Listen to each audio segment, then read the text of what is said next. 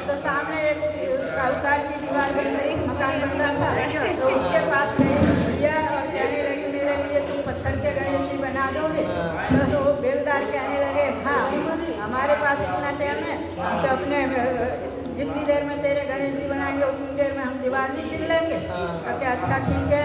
बुढ़िया जी कहते आगे तो तुम्हारी दीवार टेढ़ी हो जाए, तो वो तो घर बुढ़िया तो घर आ गई और वो बेलदार जितनी दीवार चिना उतनी टेढ़ी हो जाए, जितनी दीवार चिना उतनी टेढ़ी हो जाए, सीधी नहीं हो रही थी दीवार। तो ऐसे करते थे, शाम हो गया, साहूकार आया तो कहने लगा कि तुमने शाम से शाम हो गई अभी तक एक ही दीवार ना चिनी, क्या कर रहे हो? तो मुझे पता नहीं, बुढ़िया आई थी तो वो कह रही थी मेरे को मिट्टी के गणेश जी गल जाते हैं तो तुम पत्थर के गणेश जी बना दो। हमने उनको मना कर दी तो वो कह के चली गई कि तुम्हारी दीवार टेढ़ी हो जाए। तो जब से हमारी दीवार बनी ना रही है, टेढ़ी हो रही है। तो क्या अच्छा बुढ़िया को लिया बुला के, तो वो बेलदार आए बुढ़िया के पास कि अम्मा मैं तुमने साहूकार बुला रहा है। तो आकर बुढ़िया चली गई, साथ में आई तो क्या अम्मा क्या बात है? कि मैं तो पत्थर के गणेश जी मांगे थे, इन्होंने बना के नहीं दिए। तो क्या मैं तुम्हें सोने के गणेश जी बनवा दूंगा, तुम मेरी दीवार सीधी करा दो। तो क्या अच्छा ठीक है बनवा दो। साहूकार ने बुढ़िया को सोने के गणेश जी बना के दिए, साहूकार की दीवार सीधी हो गई। जैसे बुढ़िया के लिए साहूकार के लिए गणेश जी आए, ऐसे सब किसी के लिए और गणेश जी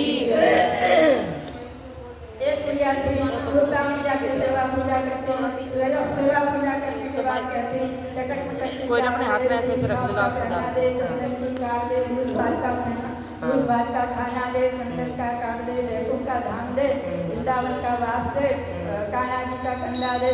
ऐसे करके सब कुछ मांगती थी। तो दूसरा मैया सोचने लग गई कि मैं तो इसमें सब कुछ दे दूँगी, मेरे पास सब है, लेकिन कान्हा जी का कंधा कैसे दूँगी? तो ये सोच करके सोचने लग गई। तो आए कान्हा जी तुलसा जी से मिलने के लिए। तो कहने लगे तुलसा जी से कार्तिक का महीना चल रहा है, सारी औरतें तुम्हारी सेवा पूजा कर रही हैं, तुम्हें तो हरो भरो होना चाहिए इस टाइम।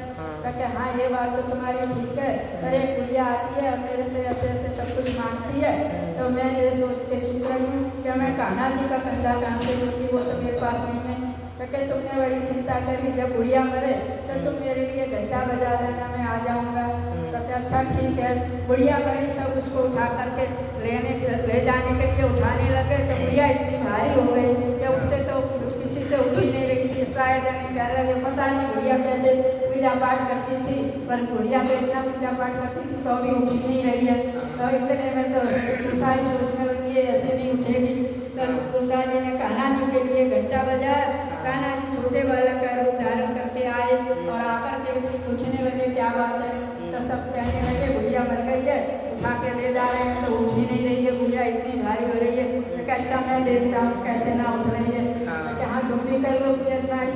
तो आए कान्हा जी और बुढ़िया के कान में कहने लगे चटक पटक की चाल ले, दूध भात का खाना ले, ले चंदन का काट ले, वृंदावन का वास ले, एकादशी का दिन ले, वैकुंठ का धाम दे, कान्हा जी का कंधा ले। बुढ़िया ने इतनी सुनी, झट से वो तो इतनी हल्की हो गई, झट से उसका डोला उठा और सड़क को गया। जैसे तुलसा मैया ने बुढ़िया का डोला सड़क को पहुँचाया, ऐसा सब किसी को पहुँचाया। वो तुलसा मैया की सारी बुढ़ियों की भिजवाना है ना।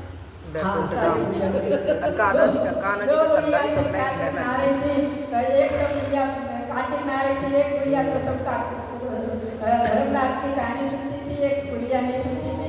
दोनों गए, दोनों जाने लगी। जब मरी तो दोनों जाने लगी वैकुंठ को, तो एक धर्मलोक को जाने लगी और एक पहाड़ की तरफ जाने लगी। तो सब कहने, वो बुढ़िया पूछने लगी कि क्या बात है? हमने तो दोनों ने कहा नहीं तो धर्मराज, हमने तो कहा कार्तिक तो हम एक साथ में आए, ये क्यों धर्मलोक को जा रही है, मैं क्यों नहीं जा रही? तो कहे इसने तो धर्मराज की कहानी सुनी है, धर्मराज के लिए दान पुण्य किया है, तुमने नहीं किया इसलिए तुम नहीं जा रही हो। तो मुझे तो पता नहीं क्या हुआ। तो क्या हुआ?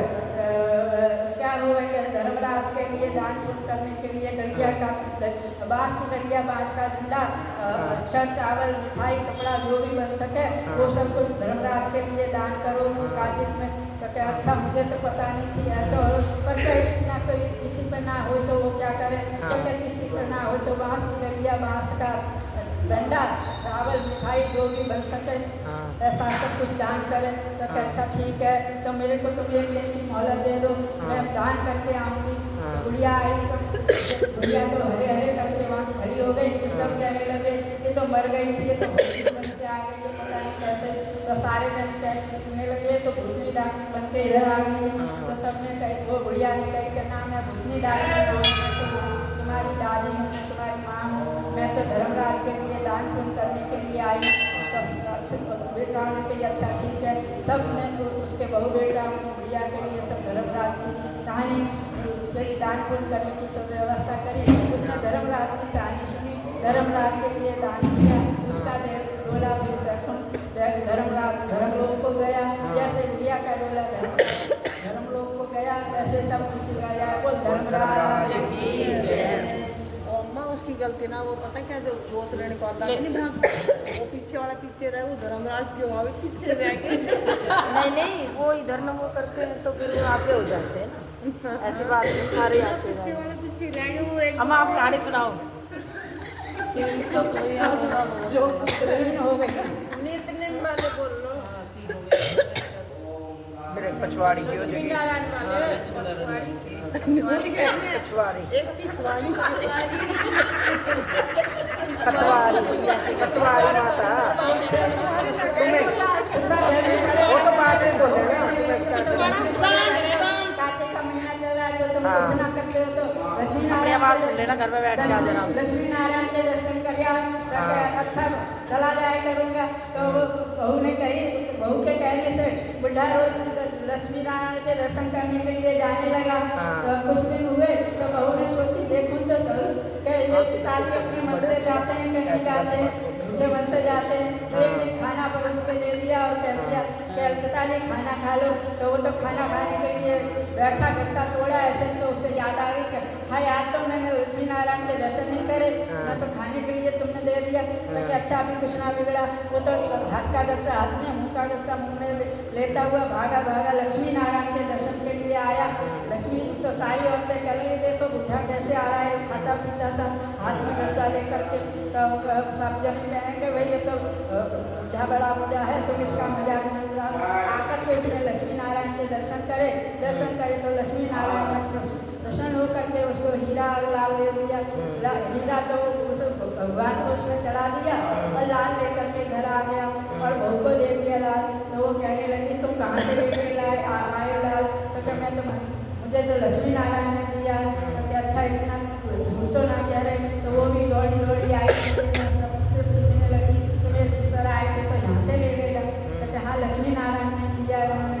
तो घर आके ससुर के पैर पड़ने लगे और कहने लगी मैं तो इतने दिन से सेवा पूजा कर रही कार्तिक नारायण, मुझे तो लक्ष्मी नारायण ने कुछ नहीं दिया और तुम्हें इतने दिनों में सब कुछ दे दिया। जैसे बुढ़े के लिए लक्ष्मी नारायण आए वैसे सब कुछ दे गया आपको लक्ष्मी नारायण भगवान की जय।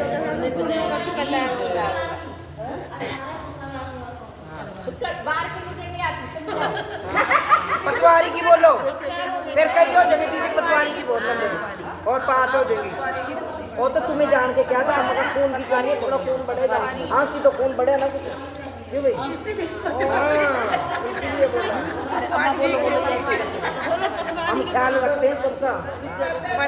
सास बहू थी तो सास कहने लगी कि मैं तो गंगा जी नहाने जाऊंगी तो तुम दूध बेच आए करिए। कि अच्छा मैं दूध बेच आए करूँगी। तो वो तो दूध बेचने के लिए घर से निकली तो कुछ औरतें वहाँ पथवाई थी, मैया की सेवा पूजा करी, दूध चढ़ा करके। तो पूछने लगी सबसे कि तुम क्या कह रही हो, तुम क्या कर रही हो? ये तो क्या हम तो पथवारी मैया की पूजा कर रहे हैं। तो क्या तुम इससे क्या हो गया? तो क्या पथवारी मैया की पूजा करो, धन दौलत नाती पोता सब कुछ देती है, सुहाग वाग सब कुछ देती है पटवारी मैया। तो क्या अच्छा इतना कुछ देती है तो मेरे पास तो तुम तो सब पानी से जल चढ़ा के कर रही हो, मेरे पास तो दूध है, मैं दूध चढ़ा करके सेवा करूँ। और उसने दूध बेचा नहीं और सारा दूध पटवारी मैया पे चढ़ा करके रोज सेवा रोज आवे ले करके पटवारी मैया पे रोज दूध चढ़ा जाए, कहीं बेचने जाए नहीं। ऐसे करते करते महीना भर पूरा हुआ। तो वो कहने लगी पटवारी मैया से कि मेरी सास मेरे से दाम मांगेगी तो मैं क्या दूंगी? तो कि मेरे पास तो और तो कुछ है नहीं, ये कंकर पत्थर ही है मेरे पास तो ये तो झाड़ा भर के ले जा। तो बहू ने ऐसा ही करा, कोई कंकर पत्थर पटवारी मैया के वहाँ से थैला में भर के ले आई और अलवारी में रख दिए। आई सास को कहने लगी, बहू बहू तैने महीना भर दूध बेचा है तो तैने दान कैसे करे होंगे, वो मेरे को दे दे। तो क्या मैं तो अलवारी में भर के रख थैला में भर के रख दिए, तुम ले लो। तो बुढ़िया ने अलवारी खोली और थैला निकाला। थैला में से तो थैला में से खोला तो उसमें तो हीरे मोती जवाहरात सारे घर में बिखर गए। तो बुढ़िया कहने लगी, दूध बेच के तो इतनी धन दौलत मिल नहीं सकती है, बता तू कहाँ से लेके आई है ये। तो बहू कहने लगी, मैं तो कहीं से लेके ना आई, तुमने दूध बेचने के लिए जो दिया था मैंने तो पटवारी मैया पे चढ़ा दिया, पटवारी मैया ने मुझे तो दिया है सब कुछ। तो क्या अच्छा पटवारी मैया इतना कुछ देती है तो अगली बार कार्तिक आएगा तो मैं भी करूँगी पूजा। पटवारी मैया के कार्तिक आया तो बुढ़िया भी गई पटवारी मैया की पूजा करने के लिए दूध लेकर के। लेकिन चलते चलते रास्ते में उसको कपट आ गया, कहने लगी दूध पटवारी मैया तो दूध थोड़ा भी दूध चढ़ा दो तो भी दे ही देगी सब कुछ, तो इसे तो मैं पहले बेच लूँ और फिर जो बचेगा उसे सब पटवारी मैया पे दे दूँ चढ़ा दूँगी। तो दूध बेच आई और पटवारी मैया पे हड़िया ला करके और पानी डाल के धो धा के चढ़ाने लग गई। ऐसे करते करते महीना भर हो गया, रोज दूध बेच आवे और अपनी हड़िया धो करके और पटवारी मैया पे चढ़ा दे। महीना भर पूरा हुआ तो वो भी कहने लगी पटवारी मैया से कि मैंने तुम्हारी से महीना भर पूजा सेवा करी, जो बहू को दिए सो वो को दे। बहू तो कंकर पत्थर ले गई, तुम भी ले जाओ। तो वो भी कंकर पत्थर भर के ले आई और ला करके अलमारी में रख गई। मैं तो बहू से पहले ही कह गई थी कि जब महीना भर पूरा हो जाए तो तुम भी मेरे से पैसे मांगिए। तो कैसे हो करे कोई बहू सासू से पैसे तो नहीं तुम मांगियो। तो क्या अच्छा ठीक है, तुम ना मांगी तो मांग लूँगी। तो वो आई तो महीना भर पूरा हुआ तो बहू ने कही तुमने दूध बेचा तो उसके दाम मुझे दे दो। तो बोलते मैं तो अलमारी में ला के रख दी है, तुम निकाल ले। तो बहू ने अलमारी खोली और थैला निकाला, खोला तो उसमें तो कांतर बिच्छू सांप बिच्छू सब सारे घर में हो गए।